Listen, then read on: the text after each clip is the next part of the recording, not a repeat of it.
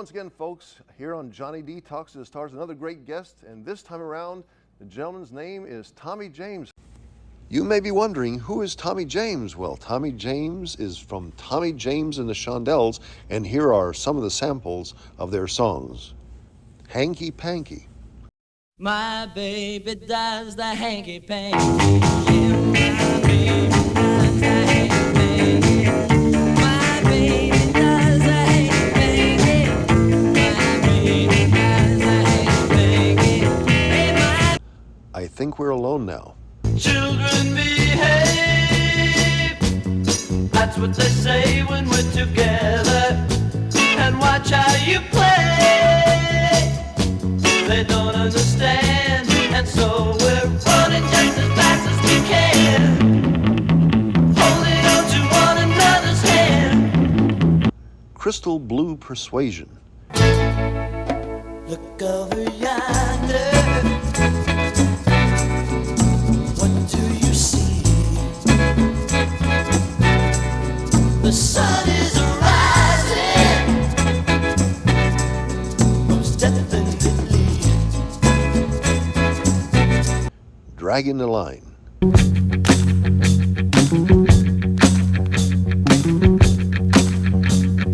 Making a living the old hard way, taking and giving my day by day. I did. Sweet Cherry Wine. Oh yeah, love's the only thing that matters anyhow. And the beauty of life can only survive if we love one another. Crimson and Clover. I think I could love her. Crimson and clover.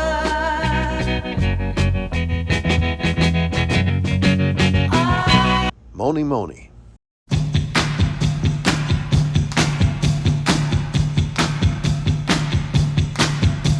Here she comes now, saying Mony Mony. Well, shoot 'em down, turn around, come on, Mony. Hello, Tommy James. How are you? Nice to talk with you. How are you doing today? Well, I'm doing great, and you know, it's a sunny day here in northern New Jersey where I am, and so I'm ready to go. Alrighty, and Tommy is with Tommy from the Tommy James and the Shondells, the great rock group from back in the 1960s and into the 1970s, and certainly it has been a great career for you, Tommy. And tell us how you got into the business of music. Sure. Well, first of all, I thank the good Lord and the fans for the kind of longevity we've had. Next year will actually be 60 years. Wow. 6-0, I can't believe it, in the major leagues, yeah. Basically what happened to me is I recorded my first record, my first hit record, Hanky Panky, in high school. Okay. In a little radio studio in Niles, Michigan, my hometown, and recorded it for a little label called Snap Records, owned by a disc jockey who did the morning show on WNIL. And this would have been back in late 1963. Mm-hmm. And the record came out in early '64 in Michigan. And, you know, we had no distribution, so the record kind of came and went quickly. Northern Indiana, southern Michigan, in that area, in the Midwest. And when I was 18, I graduated from high school 2 years later in '65, and I took my band on the road. And we played all through the Midwest, played clubs in Illinois and Wisconsin and Indiana. And I'm playing in early '66, I'm playing this dumpy little club in Wisconsin. And right in the middle of my 2 weeks, the IRS shuts the guy down for not paying his taxes. So We were let go, of course, and went back to Niles feeling like real losers. But that's how the good Lord works, because as soon as I got home, I got the phone call that changed my life. Um, Seems that, and by the way, if the guy hadn't been shut down by the IRS, you and I wouldn't be talking here today. So My goodness. that's how important it was. Indeed. So yeah, so I got home and got a phone call from Pittsburgh All right. that Hanky Panky, this record I had recorded 2 years earlier, got a call, by the way, from the local record distributor and a disc jockey, that Hanky Panky was sitting at #1 in the city of Pittsburgh. My I goodness. said, who is this, really? And it turned out that it was who they said they were. And apparently, Hanky Panky had been bootlegged by the local distributor who put it on their local label. They had like a little internal record business like Philadelphia had. And so they sold 10,000 copies of them in 10 days. It went #1 immediately on the radio station in Pittsburgh. And we were #1. So they asked me if I would come to Pittsburgh and do some TV and do the newspapers and so forth and radio stations. So I did. And I went with the producer of the record, who was the disc jockey, you know, in Niles, and went there. And sure enough, outside the city limits, I'm nobody. As soon as I cross the city limits, I'm a rock star. So I don't get, only in America. Cool. And that's the truth. So I got my first manager there in Pittsburgh at that meeting, did local radio and TV, and picked up a local group to be the new Shondells. Alrighty. The Shondells, the original group, I couldn't put back together. And so I grabbed a group from Pittsburgh, and a week later, we're in New York selling the master of Hanky Panky to hopefully one of the big record companies and go national and international. Well, we got a yes from everybody. This, by the way, is in the spring of '66. And we got a yes from everybody. We got, you know, CBS, Epic, RCA, Atlantic. And the last place we took the record to was Roulette. Alrighty.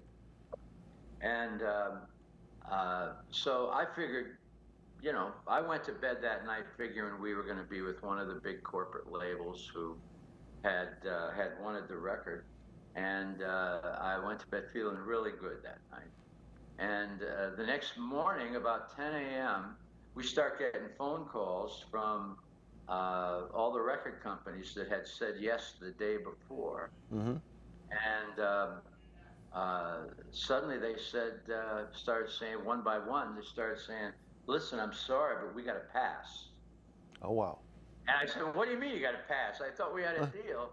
And finally, Jerry Wexler up at Atlantic told us the truth, that Morris Levy, the head of Roulette Records, had called all the other labels and scared the hell out of them. Oh, my. Backed them down.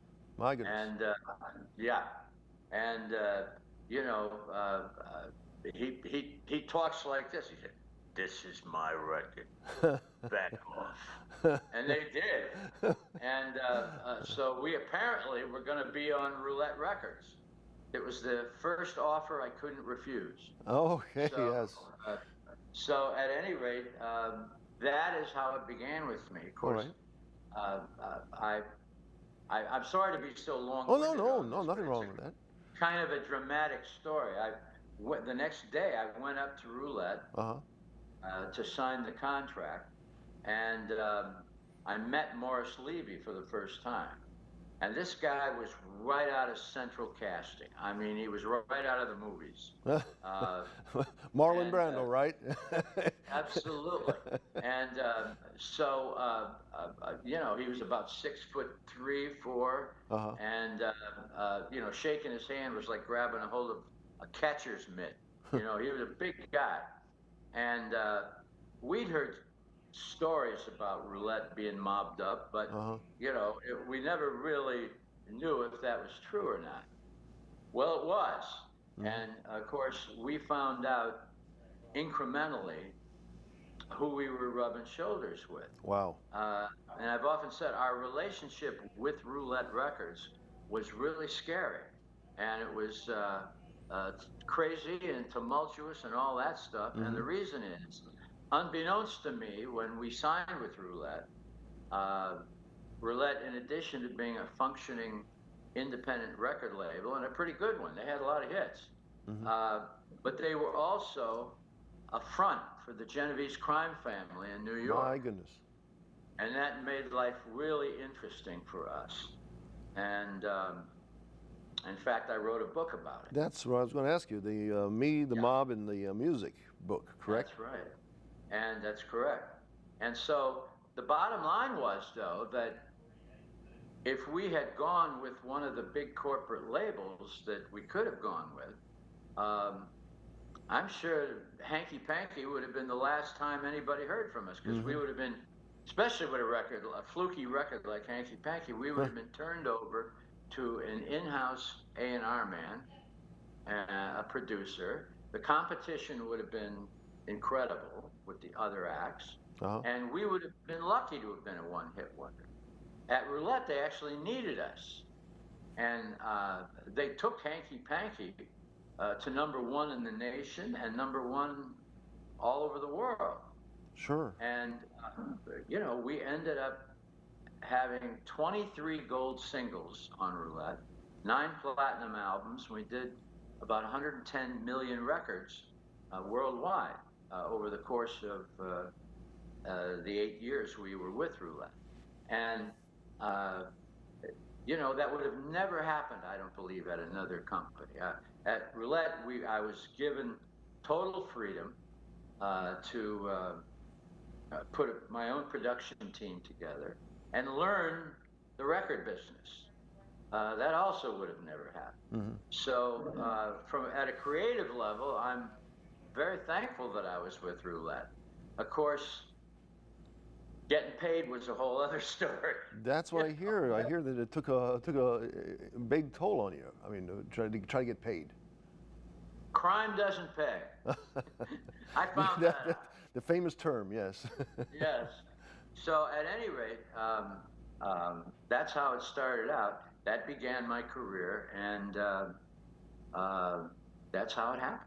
I mean, I hear that basically after you said some of your accountants and folks checked it, you were shortchanged like $30–40 million or something like that? That's correct. Holy cow. Yeah, and that was a lot of money even then. So, oh, definitely so. My goodness. The bottom line was that we were, of course, we were making money from our writing and from concerts and commercials and other things we were doing, but mechanical royalties and publishing were just not going to happen back then. Thankfully, I've gotten a great deal of it back over the years, but that was just how it went. I was going to say that from the songs Mony Mony to Crystal Blue Persuasion, I mean, classic songs. I mean, so again, those were all under the Roulette title, correct? Well, that's true. And I was with Roulette till 1974. Okay. And at that point, I changed labels. And, alrighty. But they had really done a good job creatively for us. So, but you basically going back to your first impressions. I mean, your first impressions being you're talking here to Tupelo, Mississippi. I guess Elvis Presley was your first impression, really, that got you into the music, right? Well, that's true. I had all my life sang and played and strummed something. It was a ukulele when I was 4 years old. Cool. And I played that until I was 9. And when I was 9, I happened to see Elvis on the Ed Sullivan Show, and the ukulele went out the window, and I begged my mom for a guitar, and I got one. I got a cheap acoustic guitar and learned how to play from that point on. The next year, I got my first electric guitar when I was 10. Cool. And when I was 12, I started my first band. And so it's rock and roll is literally all I ever wanted to do. And thankfully, I got my dream. So you did have a chance to talk to Elvis. I heard you talked to him right prior to his death, correct? That is correct. Back in 1971, I was doing an album in Nashville with Pete Drake and the Nashville Pickers, and on the album that played drums was DJ Fontana, Elvis's old drummer. Alrighty. And Scotty Moore, his guitar player, was my engineer in the studio, and also played guitar on the album. And so I got a chance to know them, and Scotty happened to call Elvis right from the studio, and we were all going to get together, and Elvis was going to come over from Memphis to Nashville and take us out to dinner. And so, but as it turned out, he was under the weather and couldn't make it over. So but I did get a chance to meet him on the telephone. Alrighty. And I told him what a big fan I was, and told him the story I just told you about Ed Sullivan and the ukulele, and we exchanged information, and we were invited. I was invited over to Graceland, and I couldn't go though because I was doing the album, and I didn't get a chance to go. And as it turned out, several years later, of course, he passed away, and I never got a chance to go to Graceland and thank him properly. So that's just the way that worked out. But at least I met him on the phone and talked to him for a while. Had a nice conversation. Well, one person you did cross paths with, and oddly enough, after watching Elvis when you were younger on the Ed Sullivan Show, you did cross paths with Ed Sullivan. What was that like to be on the Ed Sullivan Show? Right. Well, it was wonderful because first of all, this was February of '69 when I did the first Sullivan Show. We did 3 shows, and it was such almost a surreal experience because so much history had happened on that stage. Yeah. And it was the biggest show on TV, and doing the Ed Sullivan Show, you didn't even get to do Ed Sullivan unless you were already a star. So it confirmed everything. And I pinched myself. I said, "This is really real." And then to headline the show, which the rock acts always did, was such a great honor. And he took a liking to us, and we ended up doing the show 2 more times. So it was like playing at Yankee Stadium. I mean, it was just such a historic place that I was very, very honored to do the Sullivan Show, and it meant a lot to me. Well, and also, I guess, through time, you had a chance to get advice, or at least maybe some songs from George Harrison, but you guys were changing styles. So didn't you turn George Harrison down when he was offering you a kind of an insight? No, I didn't, not quite right. I didn't turn him down. However, Mony Mony was a #1 record in England. Okay. And one of the biggest records of the 60s in England. And George Harrison was producing a group called Grapefruit at the time. Alrighty. And he wrote us, along with the leader of Grapefruit, George wrote us about a dozen songs. And George actually came to New York and delivered them to my manager, Lenny Stogel. I was out on the road. And when I came back, I was presented with this tape. I couldn't believe it. It was such an honor. I was such a big fan, and I particularly was a fan of George. And we were right in the middle of doing the Crimson and Clover album at that time. And I just, I ended up not being able to record any of them because they were just a different style than we were doing right now. They really wouldn't have fit on that album. Alrighty. So, and then I never really got a chance to thank him properly. I was very, very honored, like I say, that he did this, and I was,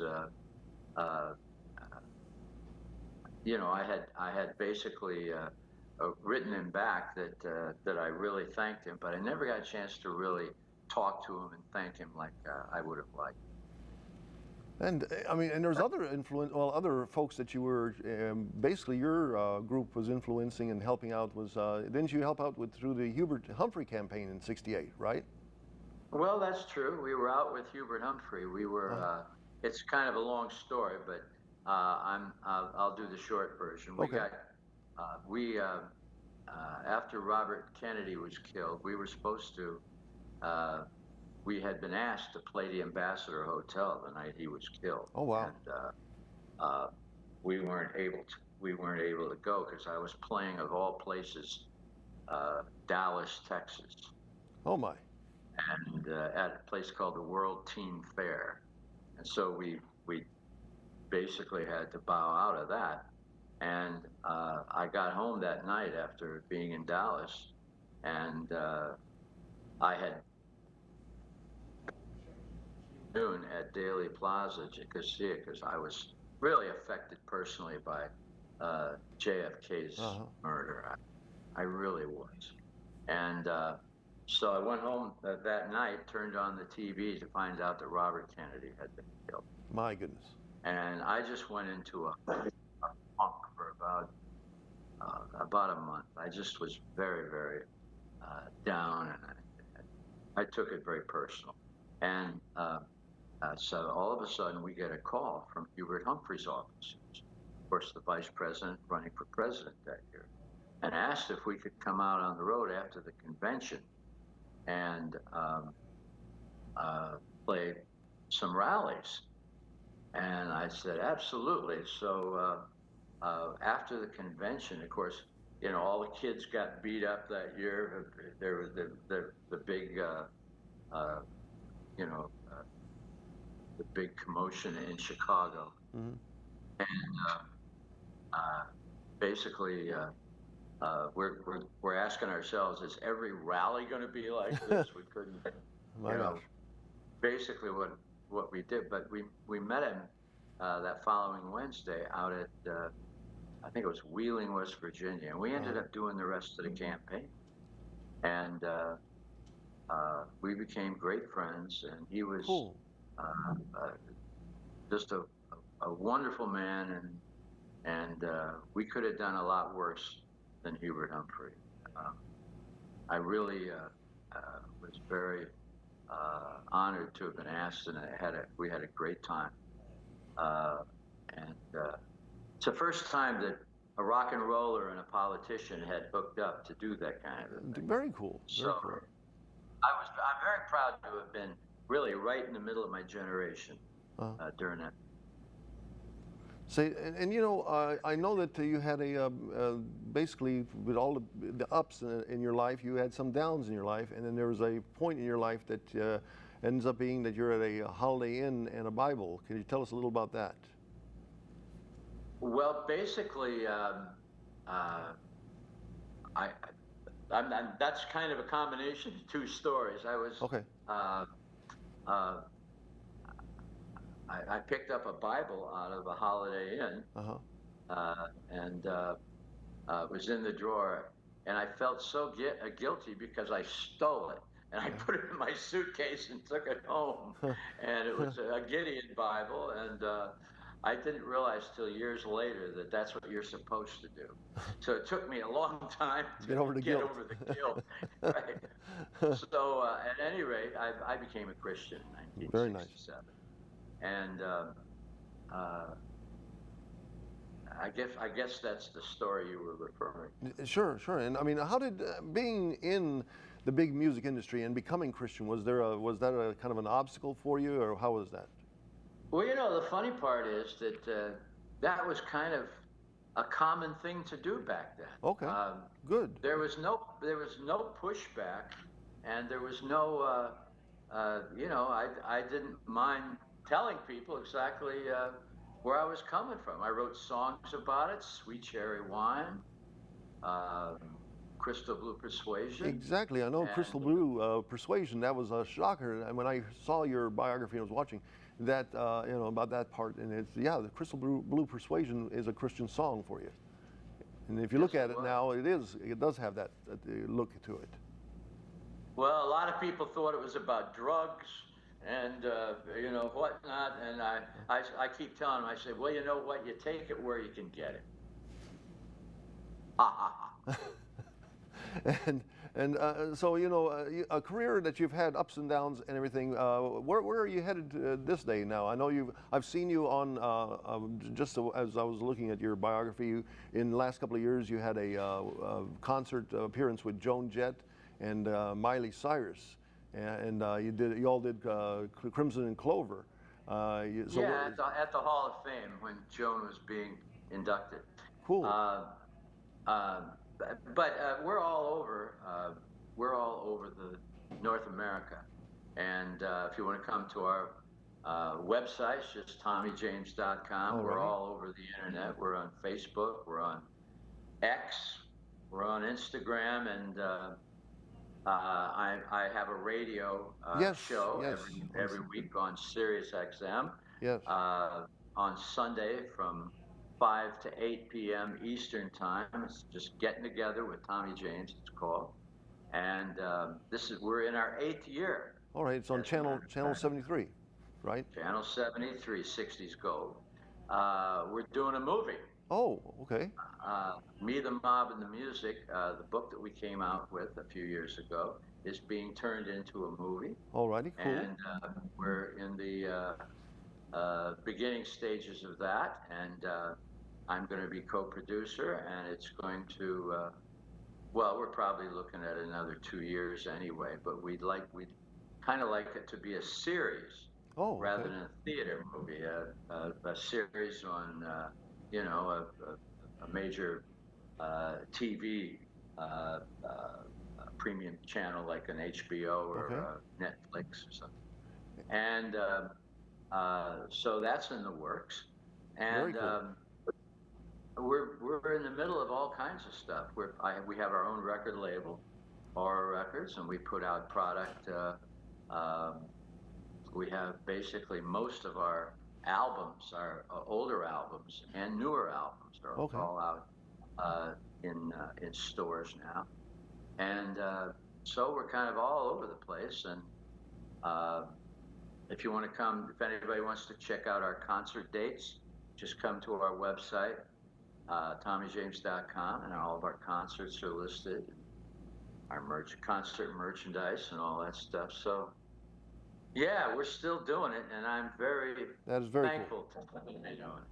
Now, I was going to ask you one before we go. What do you think of the music industry today? I mean, has it become too outrageous, or is it? There are some great artists. I mean, some of the younger folks that are coming out with more Listen. classic tunes and stuff like that. They're being influenced by the 50s and 60s. But there's a whole variety out there. What do you think of the modern day music? Listen, it had to change like everything else. There are so many gadgets out now and so many ways to hear music. As a matter of fact, there's never been more music out and being listened to by fans than there is now. Because there's so many ways to hear music. There's so many ways to buy music. Indeed. And so, but I get asked a lot by young groups, what should we do? What should we do to get noticed? Because it's very difficult getting noticed today. There's so many groups out. There's, you know, so much online, and record companies aren't developing new talent like they used to. And I tell people, tell young groups, if I was trying to make it right now, what I would do is rather than go first to a record label, I would go to a music publisher. And what I mean by that is publishing is the ownership of songs, the ownership of copyrights. There are wonderful publishing companies out there today. Sony, who represents me in movies and with my music catalog. Universal, Chapel, and so many great publishing companies. I would go to a publisher because that's where the action is, that's where the money is, and they can do things for you that record companies can't. They can have your music on TV shows, commercials, movies, everywhere, in addition to records. Oh, cool. So once you have the power of a publisher behind you, then go to a record company. In fact, they can get you a record deal. And so anyway, that's what I would do first, is I would go to a publisher, because that's where the action is right now. Well, Tommy, it has been a pleasure to talk to you, and what a career. I mean, from the beginnings with the influence on Elvis and all those perfect moments that ended up influencing you to be here now talking to me today. And it's been a wonderful pleasure to talk to you today, and I wish you luck. God bless you, and you take care, okay? Thank you, John. God bless. Bye-bye. Okay, take care.